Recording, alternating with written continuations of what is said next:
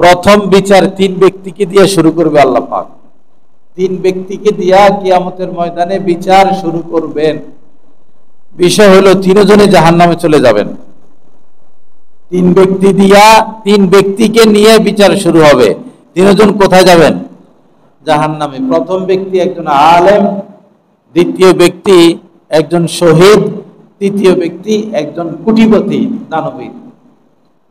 আলেমকে বলবেন, আমি সারমর্ম বলতেছি, হুবহু হাদিসের লফজ না। আলেমকে বলবেন, তোমাকে ইলম দিলাম, কি করছো?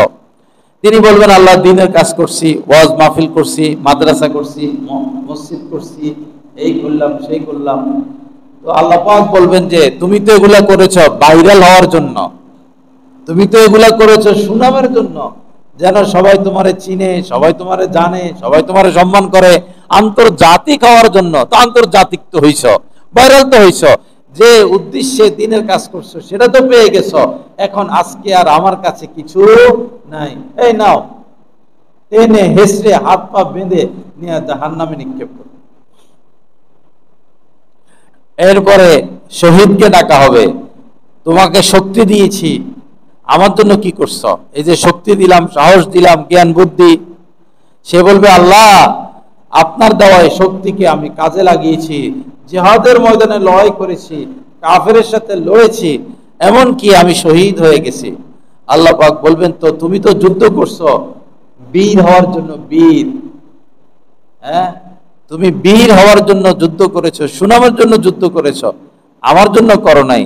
যে উদ্দেশ্যে করেছো সেটা তো পেয়ে গেছো, আজকে আমার কাছে তোমার জন্য কিছু নাই, এই নাও, এরও জাহান্নামে নিয়ে নিক্ষেপ করো। তৃতীয় ব্যক্তি দানবীর, তাকে ডাকা হবে, বলা হবে, কি আনছো আমার জন্য? তোমার টাকা পয়সা দিলাম, এই দিলাম সেই দিলাম।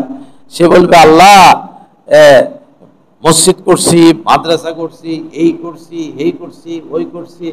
আল্লাহ পাক বলবেন যে তুমি তো দানবীর হওয়ার জন্য, সুনামের জন্য, সুখ্যাতির জন্য এগুলো করেছো, সেটা তো পেয়ে গেছো, আজকে আমার কাছে তোমার জন্য কিছু নাই, নাও নাও, একে জাহান্নামে নিক্ষেপ করো। কি উপায় হবে?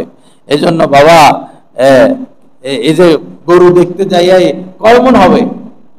গরু দেখতে যায় কি কয়, কয় মন হবে? সবটাই তেল, শরীরে সব চর্বি, গোস্ত টোস্ত কিছু আছে? হ্যাঁ, বাঘাবাগি নিয়ে যা করে দে, সব এদিকে এ বাঘে দেখি সব হাড্ডি আসছে, সব তেল, সব চর্বি। এই সমস্ত আলোচনা, এগুলোর জন্য কোরবানি। সুদের উপর টাকা নিয়েও কোরবানি দেয়, সুদের উপর টাকা নিয়ে কোরবানি দেয়। ভাই কি ব্যাপার? ছেলে মেয়ে মন খারাপ করবে, মানুষ কি বলবে, কোরবানি না দিলে মানুষ কি বলবে?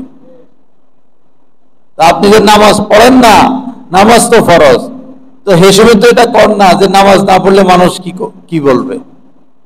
আপনার উপর যাকাত ওয়াজিব, যাকাত দিচ্ছেন না, হিসেবে তো এই কথাটা বলেন না, কোরবানির ক্ষেত্রে এই কথা কেন বলেন? এই সমস্ত কথা না বলা, এই সমস্ত কথা না বলা। কোরবানি মানে কোরবানি, কোরবানি মানে সঞ্চয় নয়।